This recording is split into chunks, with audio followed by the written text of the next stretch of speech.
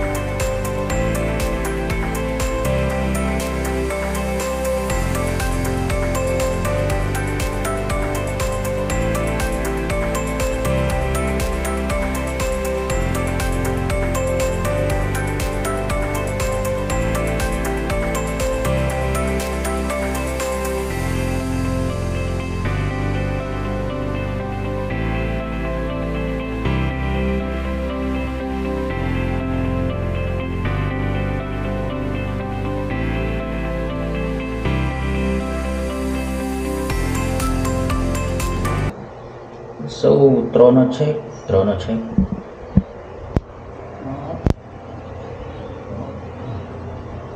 Malinis, pwede. Plus, may bidet na flash check.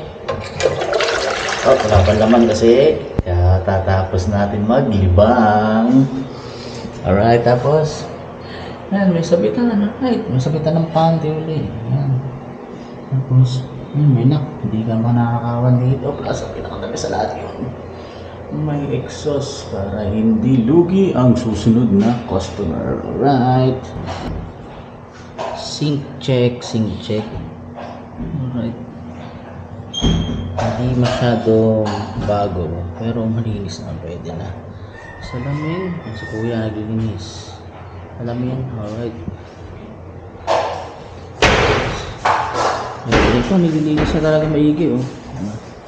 Ito, dapat tayo ganyan sanitize. So, urinal check tayo naman. Urinal check. Malinis, mabango. So, ayun guys. Dito tayo ngayon sa Argao Parish Comfort Room. So, I will give it 4 stars. So, pwede na.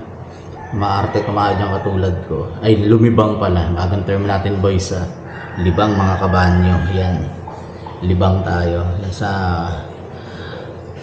maarte maglibang dyan. Yan, panalo. May bidet sila dito. So 4 stars nakuha ng Argao Parish Church Comfort Room dito sa Argao sa Cebu. Alright, babayu mga kabanyo. So, please don't forget to like, share, and subscribe para sumikat tayo. Alright, thank you sa lahat ng suporta. Shout out nga pala dyan kay Ma'am Liz, pati kay Moro Siklista, yan, body boy, pakabait. Alright, babayu from Argao dito sa Cebu. Yahoo!